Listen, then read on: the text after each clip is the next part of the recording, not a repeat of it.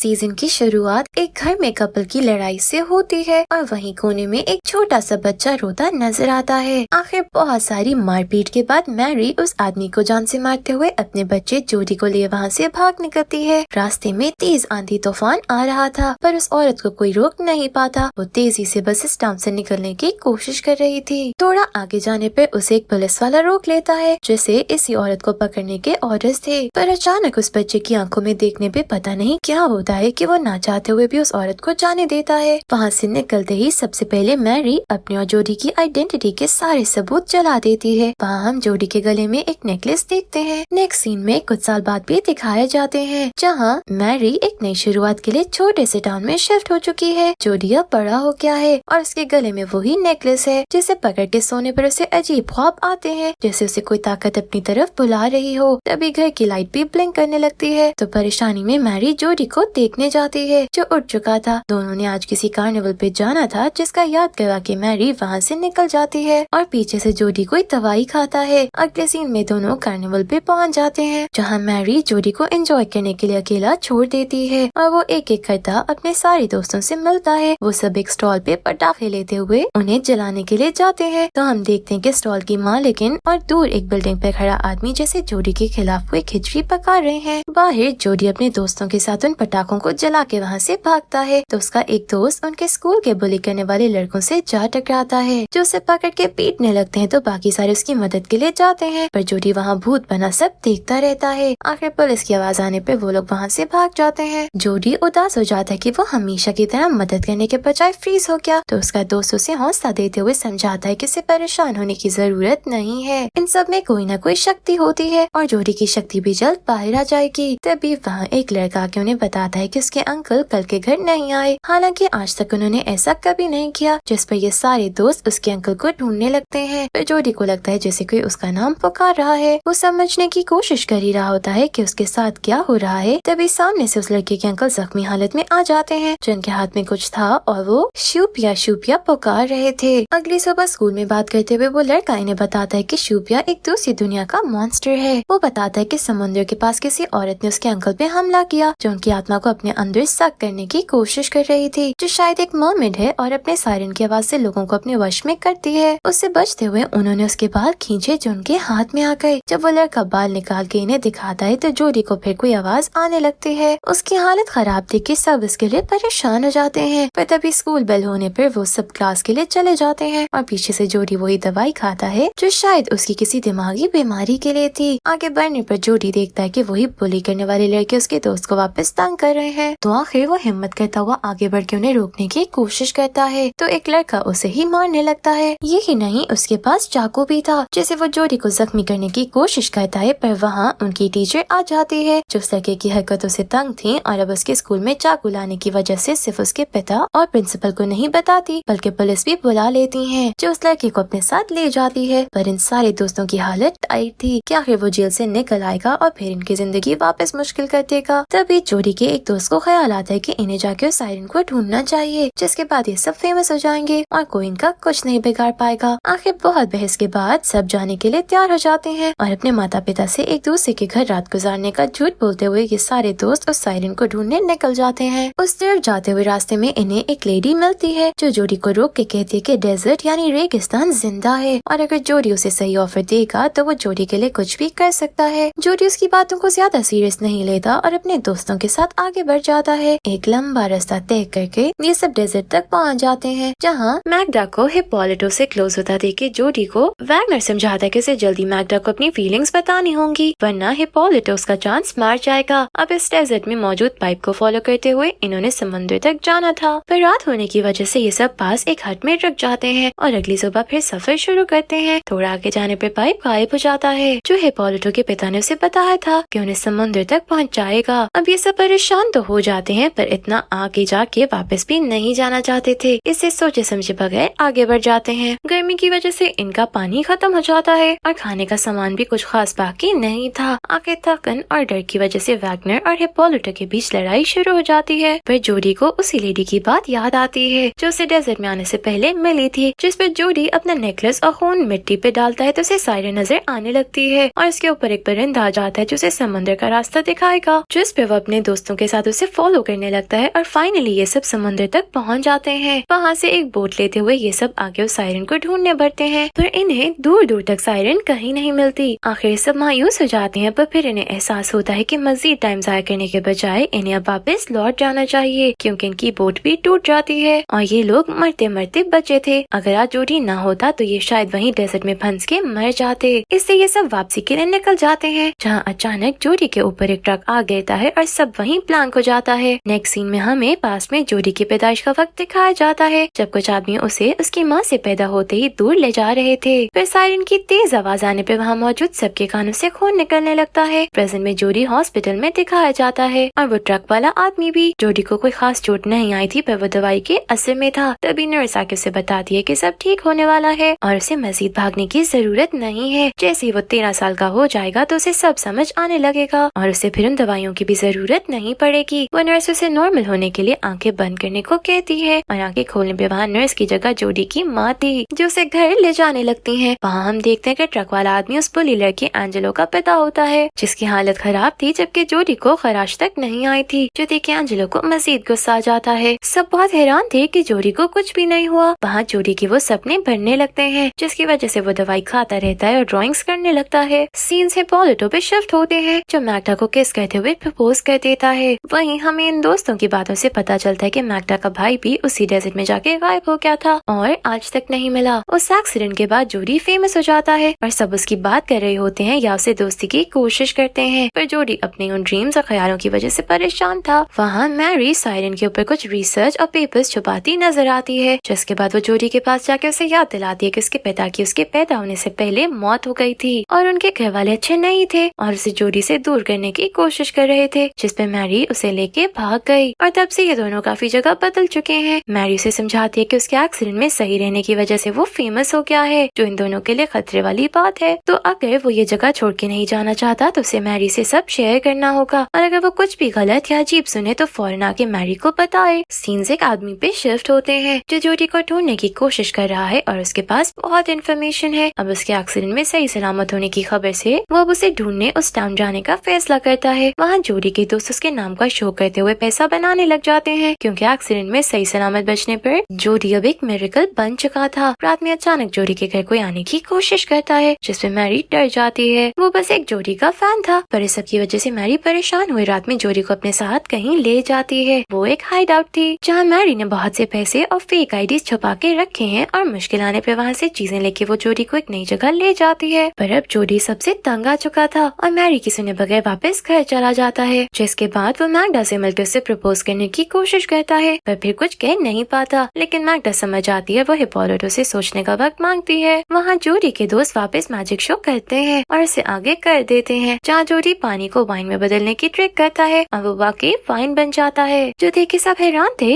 यहाँ तक कि जोडी खुद समझ नहीं पाता कि ये हुआ क्या है। तभी कुछ आदमी जोडी को तंग करने लगते हैं, तो वहाँ लड़ाई शुरू हो जाती है और जोडी गुस्से में आके चिल्लाता है, तो वहाँ सब हिल के रह जाते हैं और दीवार भी टूट जाती है। परेशान जोडी एलेना से मिलने जाता है, जो उसे डेजर्ट के बाहर मिली थी। वो उसे समझाती है कि उसे परेशान होने की जरूरत नहीं है, उसकी माँ की कोई मजबूरी होगी, तभी उसने जोडी से सच छुपा रखा है। जिसके बाद अचानक वो गायब हो जाती है। रात जोडी उसी हाइड आउट में अपना सच ढूंढने जाता है, जहाँ उसकी माँ से पैसे और आईडीज छुपा रही हैं। उसे वहाँ वॉल्स में से किसी की आवाज आती है, तो देखने पे वहाँ पेंटिंग थी, जिसे वो अंधेरे में समझने की कोशिश कर रहा था, पर किसी की आवाज सुनकर वो डर के वहाँ से भाग जाता है। घर आके मैग्डा और जोडी अपने अपने घर की विंडो से बात कर रहे थे और अपना प्यार दिखाने के लिए अपने कपड़े उतारने लगते हैं। जोडी की बॉडी पे हमें एक टैटू नजर आता है और मैग्डा के कपड़े उतारते ही उसके फेस पे स्माइल आ जाती है, जैसे एकदम लाइट ब्लिंक करती है और पानी वाइन में बदलने लगता है। पास का सीन दिखाया जाता है, जहाँ जोडी की ताकतों की वजह से उसकी माँ डर रही थी और उन दोनों के बीच लड़ाई दिखाई जाती है। प्रेजेंट में प्रीस्ट लोगों को बता रहा होता है कि गॉड किसी चीज या इंसान की शक्ल में भी आ सकता है, और वो जो हिंट्स दे रहा था वो सब जोडी के ऊपर फिट आ रही थी। मैग्डा जोडी से मिलने आती है, तो उससे उनका रिलेशन अभी राज रखने का कहती है। तभी वहाँ बाकी दोस्त भी आ जाते हैं, जो हैरान थे कि जोडी ने पानी को वाइन में कैसे बदल दिया। दूसरी तरफ प्रीस्ट मैरी को मिलने बुलाता है, जो जोडी के पानी को वाइन में बदलने की बात करना चाहता था। फिर मैरी कुछ भी सुने बगैर वहाँ से निकल जाती है। स्कूल में प्ले के दौरान जोडी की प्रिंसिपल से लड़ाई हो जाती है और वह सबके सामने प्रिंसिपल को अच्छी खासी सुना देता है, जिस पर प्रिंसिपल उसकी माँ को मिलने बुलाता है, पर बिजी होने की वजह से वो अपनी दोस्त को भेज देती है। प्रिंसिपल बताता है कि सबके सामने जोडी ने उसकी और उसकी परिवार की बेइज्जती की और इसकी वजह से एक बच्चे ने स्कूल में वाइन भी पी, इसलिए वो उसे 1 हफ्ते के लिए सस्पेंड कर देता है। मैरी की दोस्तों से समझाती है कि उसे परेशान होने के बजाय अपनी माँ से बात करनी चाहिए क्योंकि उसके अलावा अभी उसे कोई नहीं समझ सकता। मैरी गुस्से में वहाँ पहुँच जाती है और जोडी को घर में बंद करने का कहती है क्योंकि उसने समझाया था कि जोडी को इनविजिबल होके रहना होगा, पर अब सब उसके बारे में जानते हैं जो सही नहीं है। वो उसे बताती है कि उसमें कुछ शक्तियाँ हैं जिसे वो खुद काबू नहीं कर पाता और इसीलिए मैरी उसे दवाई देती है। जब उसे लेने का मशवरा देती है फिर जोडी रूम में जाते ही सारी दवाई फेंक देता है ताकि सच जान सके। वहाँ जोडी जब अपने दोस्तों के साथ होता है तो अपने एक दोस्त की आईसाइट ठीक कर देता है, जिस पे सब मजीद उसकी वाह शुरू कर देते हैं। फिर वो परेशान हुए वहाँ से भाग जाता है, जिसके बाद वो एक आदमी से मिलता है जो उसे समझाता है कि ये कोई मिरेकल्स नहीं है क्योंकि वो जीसस पे यकीन नहीं करता। उसके हिसाब से ये सब सिर्फ साइंस है और इसे ख्याल रखना होगा क्योंकि उसकी वजह से कोई हर्ट हो सकता है। मैग्डा जोडी से मिलकर उसके क्लोज होती है और उसे किस कर देती है। तभी वहाँ एंजेलो अपने पिता की खराब हालत की वजह से गुस्से में जोडी से बदला लेने आ जाता है और उसे अपने साथ ले जाता है। परेशान मैग्डा मैरी के पास पहुँचती है। वहाँ एंजेलो जोडी को हॉस्पिटल अपने पिता को सही करने ले जाता है, पर जोडी कुछ नहीं कर पाता। तब उसे मारने की धमकी देने लगता है। दोनों की लड़ाई ही चल रही होती है कि मैरी वहाँ पहुँच जाती है और एंजेलो को जोडी से दूर रहने का कहती है और उसे घर ले जाती है, जहाँ दोनों के बीच बहस शुरू हो जाती है क्योंकि जोडी इस अजीब जिंदगी से तंग आने लगा था। रात वो दवाई खा के सोने के बजाय वापस केव में चला जाता है। पीछे मैरी उसकी ड्राइंग से के परेशान हो रही होती है। वहाँ केव में जोडी उस आवाज से अपने बारे में जानने की कोशिश कर रहा होता है कि एकदम एंजेलो के पिता सही सलामत उसके पास आ जाते हैं और इसी के साथ ये पार्ट यहीं एंड हो जाता है। अब जोडी अपनी ताकत के साथ और क्या करेगा और वो सही से सब समझ पाएगा कि नहीं, जानने के लिए नेक्स्ट पार्ट में मिलते हैं। Thank you for watching.